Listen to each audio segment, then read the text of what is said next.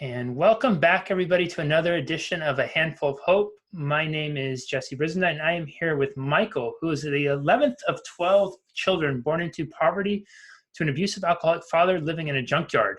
He lost his mother at age 7 and discovered powerful lessons about life, love, and potential. Being raised by an emotionally abusive aunt and uncle and growing up gay in Midwest Catholic family only added to his resiliency and resourcefulness. His journey from junkyard to a country club, I love that, is proof that anyone can do anything. He became the turnaround president of a franchise company with 35 locations and a 6-time successful entrepreneur himself. After deciding to dedicate his life to helping others build health, love, and success, he discovered REM, regenerating images and memory, as a method to process hidden blocks and stuck emotions to free himself and clients to live their best life. Today, he's a certified Barrett Values consultant, a senior certified Jack Canfield transformational trainer, master certified RIM facilitator, and licensed RIM trainer. He lives in Sarasota, Florida, USA, with his husband of 32 years and their new Labradoodle, Luke. Michael, welcome, and thank you so much for being here. Hey, it's my pleasure. Thanks for inviting me.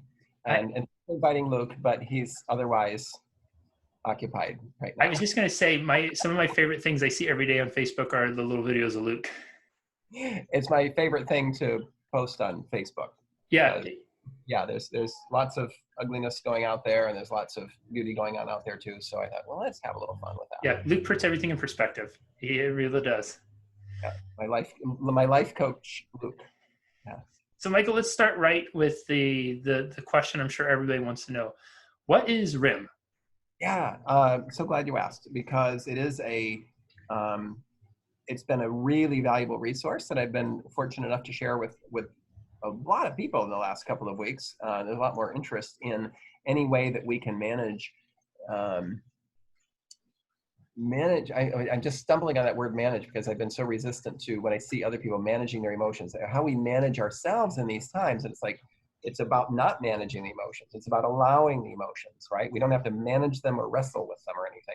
So RIM, regenerating images and memory, created by Dr. Deborah Sandella. And I know a lot of your followers know her and know who she is.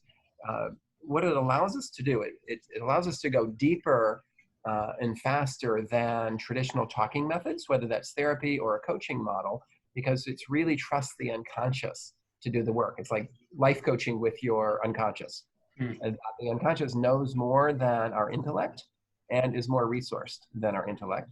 So we can dip into what's true and what's most important in the moment and process in a much bigger way so that we can release ourselves from the blocks we don't even know we have is the big thing.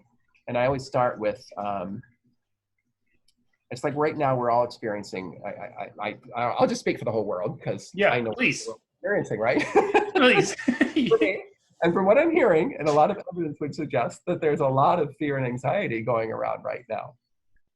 And added to this, that we judge ourselves for then having that fear or anxiety or whatever it is that we're thinking, and whatever it is that we're calling these feelings that we're having. I was just reading a great article about grief, and yeah, I get it. It could be called grief, different kinds of grief. So these feelings that we're having, and then we judge ourselves for those, adding another layer of negative experiencing. And so what is that really about? And do we really know? And we could talk about it forever, or we could dip into the unconscious and reveal what it really is. Carl Jung said, until you make the unconscious conscious, it will direct your life, and you will call it fate. So true. Right? Until you make the unconscious conscious, it will direct your life, and you will call it fate. And so we don't know what we don't know. So how could we find out? And so let's dip in. Let's dip down in here into this valley beneath the surface of the pond, and there under the dark, murky waters, what's under there that really this is about. And very quickly and easily, we can dramatically improve our capacity to handle what life is throwing at us. We can handle this. When we're triggered by something or someone or events or a combination of overwhelming amounts of things being thrown at us, that we can handle that. What's really showing up is probably most often something from earlier in life. It's like our brain knows to immediately scan its memory banks, scan the files, looking for something similar so we know how to respond to stay safe. That's the natural way we respond. And so when we start looking for earlier in life experiences where we didn't feel safe or where we didn't feel good enough or abundant enough, and this looks familiar to that in our subconscious, well, then we start reacting as if we are currently in that state, that we don't have enough, we're not good enough, we're, that we're not safe in some way. And that just puts us into a state where it's much harder to make wise choices. Right, we're now coming from a scarcity mindset, or we're coming from fear-based decision-making, because emotions drive our decisions and our behaviors. Yes. Right, and emotions aren't really, they're just happening. They're not out to get us. So how can we not get caught up with the negative ones and just so I want to talk a little bit today about how those negative emotions can dissipate on their own and not start directing our behavior. So let's see, what was the question? What is REM? It's all that. I think it's such a wonderful explanation. There's a few places that we can dive off of, I think, there to explore more. A lot of people right now with that fear, uncertainty, anxiety, it's coming up with the potentially losing the job, economic impact. People are looking at their own mortality, all these sorts of things.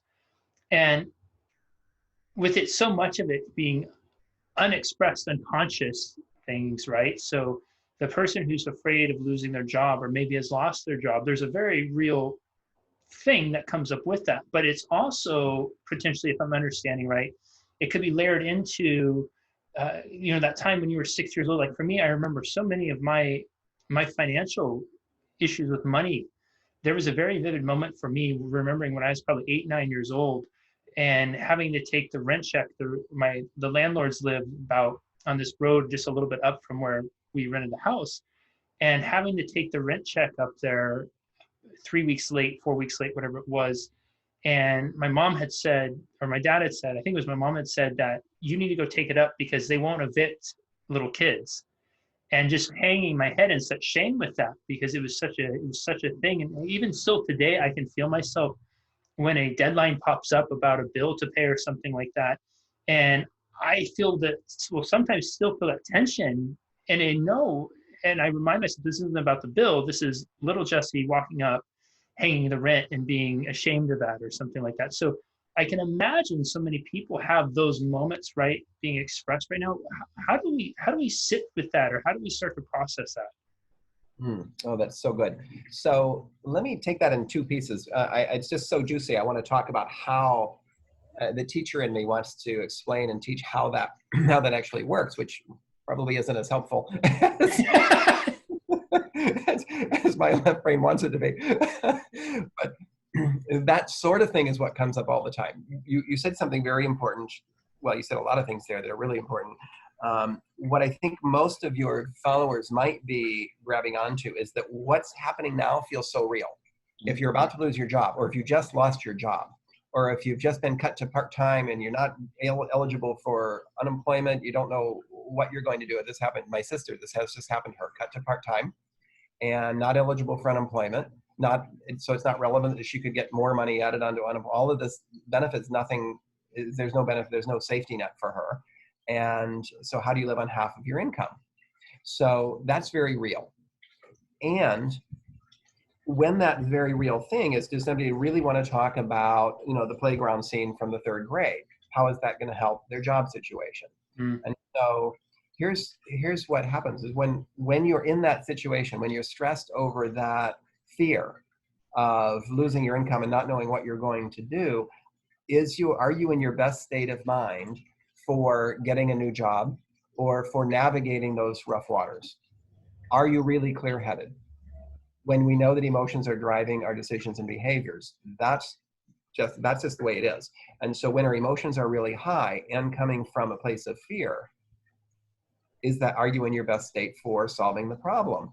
And so let's deal with where the fear is coming from so that you are best equipped to deal with the real problem. So I'm not dismissing that there is a very real situation that needs their attention, and that the fear is very real and very legit.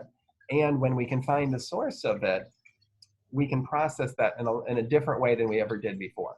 So here's what we would do with that, and not would do. I have done this several times in the last week with people who are having very real experiences. And invariably, they go to some other event. Now, I'm not going to go back and we don't have months to go and talk about your relationship with your dad, or what was your story growing up. The stories are lovely. They're just not really that helpful. In fact, sometimes they can be more harmful. We don't need to dig the ruts deeper and just double down on the beliefs that we have. So in the RIM process, it's client led. So we follow whatever is showing up for you, and we trust that your subconscious knows what needs to be worked on, and what pops up is what we're going to work on. So I wouldn't say, well, let's go to that time with your neighbor, with the landlord, and with the rent check.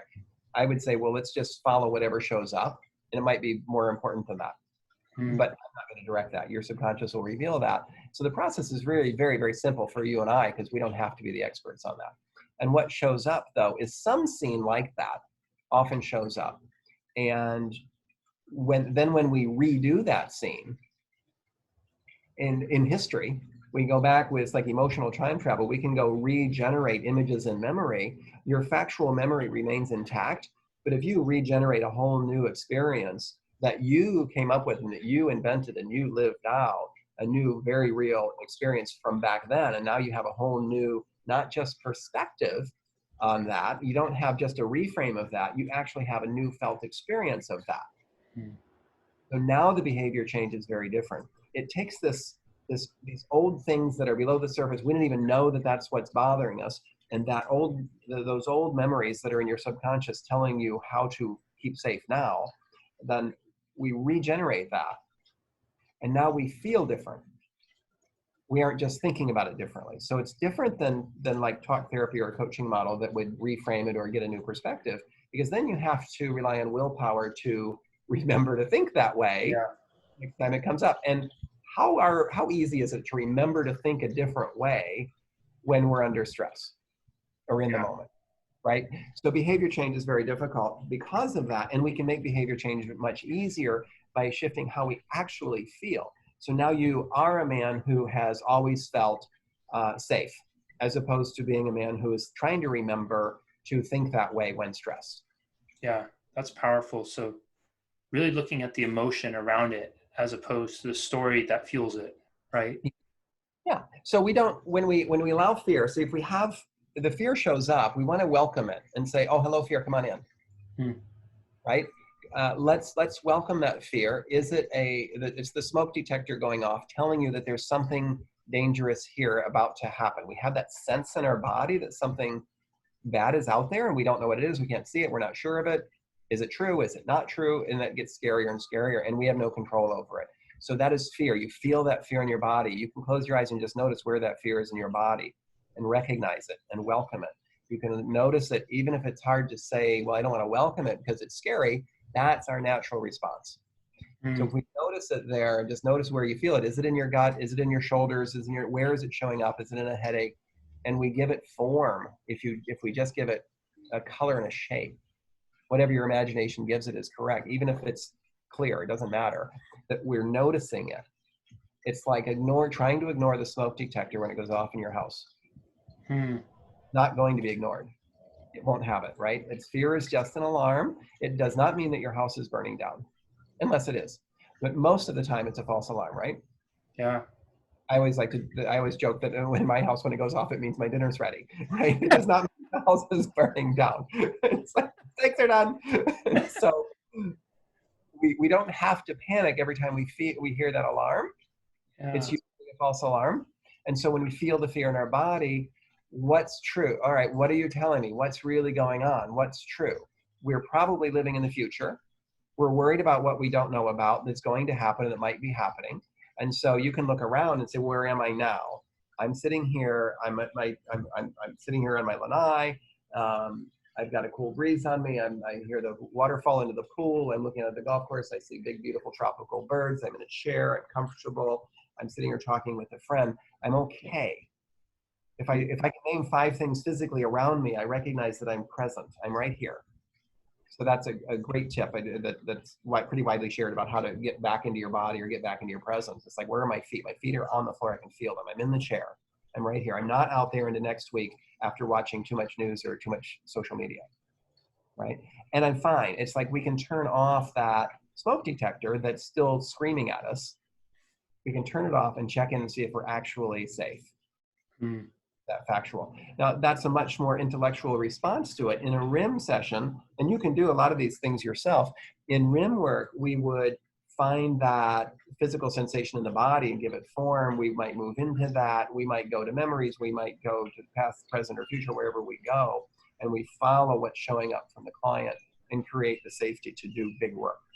And we can actually dissolve the originating source issue, whether it's from yesterday or from 50 years ago or more, it doesn't matter. We can find that stuck emotion in the body, that fear from when you were 6, and let it dissolve now. You can be 6 years old again and let that emotion dissolve, or redo that event in whatever way is right for you, so that it's now created more capacity today. It's like we don't have to take off the anxiety off the top layer. If we've got this much room for anxiety in our life and we're at capacity, we can go change the outer world and reduce it back to here where it was a month ago. We don't have the power to change the outer world. So we can go inside and we can take something out of the bottom. We can go to that 3rd grade bullying scene on the playground. We can get rid of that and now lower it again. It's like if you're emptying a pitcher of water, if you tap the bottom, it's like, well, pitchers don't have things at the bottom. What are those things that have? Coolers have things at the bottom. Yeah. Well, the water dispensers, you have the spigot at the bottom. You can take the water comes off at the bottom, or you can scoop it out or pour it out of the top. The level lowers whether you're taking it out of the bottom or the top. Huh. We find the base layer, and often when you pull it out of the bottom, a whole bunch of things start to collapse. Yeah. Because things were based on this original belief that you weren't good enough or smart enough or tough enough, or you didn't stand up for yourself enough. Not standing up for ourselves is a biggie. It's not always the big traumas. It's not abuse and neglect and poverty and addiction and war. These are not always the big traumas that are getting in the way today. Most people with big traumas have done a lot of work on that, and they feel like, my clients will often say, I've done a lot of work, I feel like I've done all I can do with that. But they've never done the work on the kid that you didn't stand up to on the playground when you were 8. That might be the place that really got stuck. Like your story about going to the landlord, that's fantastic. And that might be it, and there might be others. But whatever the story is that shows up is what we work with. And then all of the beliefs you've had about yourself since you were 8 suddenly are different. Yeah. It's like in the movies, you don't ever go back, when movies involve time travel, we all know, do not mess with the past, right? You can't change anything. But with emotional time travel, you can. We can go change something and everything that's since then, because it's only in your imagination that your perception of yourself, your whole life, was also only in your imagination. So that becomes very different. Michael, I'm wondering if you could speak a little bit, because you kind of touched on it there, and I'm wondering if we can hone in on this about the power of being present. And the reason I asked that, being where your feet are, I love that idea. You were talking about the contrast when we were offline of how you could be outside and you're in one reality, and then you could go inside and turn on the TV and being in a different reality, right? Yeah. How important is it, well, in life in general, but really, especially right now with so much going on in the world, how important is it for us to really hone a practice of, I don't know if that's the right word, of being where our feet are, but then also maybe the second part of that is becoming aware of where we want our feet to be.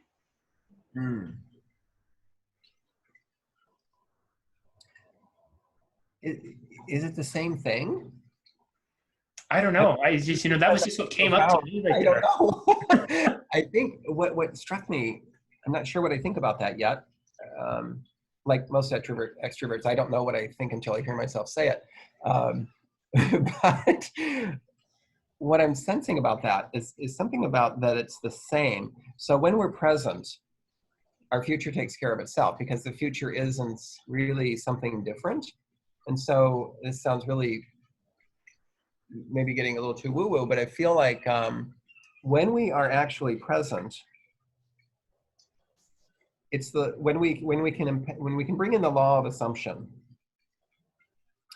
the future is present. So if we assume what we want, where we want our feet to be. We assume that our feet are already there. We're taking where our goal, if you will. I don't know if goal is the right word. We take our targeted or our anticipated or our hoped for future, our desirable future. We take that desirable future and we assume that that is already true, that that already exists. All creation is done. So there's nothing to manage, wrestle with, or figure out. We just step into that. So if we come to a place of assumption that that's true, then that is our presence. So being present would be the most important thing, that we are staying present. And when we start thinking about the future, it's not about worrying about, thinking about, manipulating, managing the future. It's about knowing that the future is already done. Like I know right now, without a doubt, I know for 100% sure that I am sitting out here in Mile and I looking at this beautiful scenery. And I know, I'm equally sure that I could go through that door and turn on the television, and I know it's going to be 24/7 coverage of the pandemic. That's all that we're talking about. We're talking about the economy, we're talking about our leadership, lack thereof, we're talking about ventilators, we're talking about all of that. I know that's in there. That is the reality in that room if I turn on the television. And I can get sucked right into that reality and forget. And now am I out here pretending that that's not happening, that that doesn't exist? Or when I'm in there, am I pretending that this doesn't exist? Both exist, right? Both already are done. We believe that this is right here now. And just as true, the desirable future that you want already exists. It's already done. There's nothing new to create. And it's already there. And you can assume that that's there for you and that it's already done. Just like I can assume I can walk into the family room and turn on the TV and I'll be in that experience. So I think all of those experiences are right here, right now. And since right here, right now is a human construct, there is no past, there's no present, no future, then the timeline thing disappears when we can get really present. And I'm not saying that I'm very good at this on a regular basis, because I fall off of this stuff like, what happened? Oh, damn it, I turned on the TV. Did it again. I shared what I didn't think was that political of a post the other day. I mean, it was, but it was more about civics. There was a civics lesson more than a he's right, he's wrong, he's horrible, whatever post. And it turned it was received that way. And after a day and a half, or maybe only one day, 24 hours of lots of people arguing about hateful things, and it became a very political thing. It's like, this isn't what I promote. And so I had to unfriend and block one person and delete the post. I have the power to do that. Thank you, Facebook. I can delete that. I can and throw out a picture of Luke romping by the pool, so that I can create. And if you put your puppy romping by the pool in slow motion, it's just too stinking cute for words. So I can create that, or I can choose something else. And so what do we want to choose? And it's like all of those little choices create our future. I mean, if we're going to go back to the practical, in the real life, in our real world where we actually live and function and communicate with other people, we talk about the future. So we have to say there is a future. That's in the context of how we define that for our conversation. So how do we create that? We create that by, like, being here now creates a better tomorrow. And that's, we don't have to take action and do work. We take some action and get the feedback. If we make a step, we post something out there because we feel it's important. The feedback is it's wrong. What I felt was in my body. I felt the ache in my body, the pain in my body about looking at this post I created and all of this arguing going on in the world. I did not create some peace in the world. I created arguing in the world. That's the feedback I got. I felt it in my body. The right answer, my body says the right answer is just delete that and post something happy. Now, is my posting something happy changing the world? Probably. If I know that, if I can feel in my body posting something that caused all this arguing, I'm not going to win any of those arguments. That's just not going to happen. No one's going to win any of those arguments, but everybody's going to go away feeling less well in their body. Because we're stirring up all these negative emotions. Now, if they have a RIM session, or they do some meditating or something, that the body will take care of itself. Negative emotions will dissipate naturally on their own. The wisdom that Dr. Deb is foundational to the RIM work, that we all have an emotional operating system, and when it's turned on and working properly, negative emotions will dissipate on their own naturally. All we have to do is allow them. They flow through our body like a river of emotions, like water flowing down a river. They're just flowing, and we resist them, and we stop the flow, and we put up a dam. And all we need to do now is to lower the dam gently. So we don't want to overwhelm ourselves and flood anybody, but we Yeah. can lower that dam and allow those emotions to flow again, allow the river to flow, and they will dissipate on their own. We don't have to analyze them. We don't have to relive our stories. We can allow them to flow and they will dissipate naturally. And I did one of those 10-day silent retreat about a year ago and learned there that this is what the Buddha was teaching 2,500 years ago. That whole technique is based on just body sensing and not reacting. We don't figure out our emotions. They're too intangible. They're too complicated. But if you can feel it in your body and not react to it, it dissipates on its own. We don't even have to know what it is. It's that simple.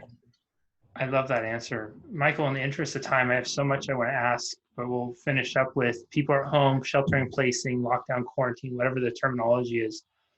You could recommend one movie or documentary people watch during this time. What would that be? One documentary or movie right now, the juiciest thing I'm watching, I'm just going to be honest here. I like eating popcorn and binging on Netflix. And I like gory, negative, horrible things sometimes on Netflix. So the third season of Ozark is out, and did 3 episodes last night, and a half a bottle of wine and a bag of popcorn. So that was my evening. That's awesome. My big personal growth thing. It's like I'm going to be super honest and human here. Yep. And every once in a while, I watch something really good for me. Yep. I think you and I share similar binge watching habits. Yeah. Book you recommend? I have to find something happy. I'm reading. I've got a stack of books on my nightstand, so I'll think what am I going to read a chapter in tonight. So I do have to read something positive after watching that. I have to read something positive before going to sleep. Perfect. What book would you recommend? Well, if you haven't read it, I'm going to recommend Goodbye, Hurt and Pain, which is Dr. Deb Sandella. It's on Amazon. It's on everywhere. I think you can get it at Powell's Books from Portland. I think they're under danger of going away with the country's largest bookstore. And they're closing. And so I ordered a book the other day from Powell's in Portland. So we can support a big, small bookstore, independent if you want to. But Goodbye, Hurt and Pain is a lot of learning about how the emotional operating system works, and there are several steps at the end of chapters, simple little steps you can do yourself that can unstick this and just to start a great practice. You could create some fantastic new habits from that. It's perfect.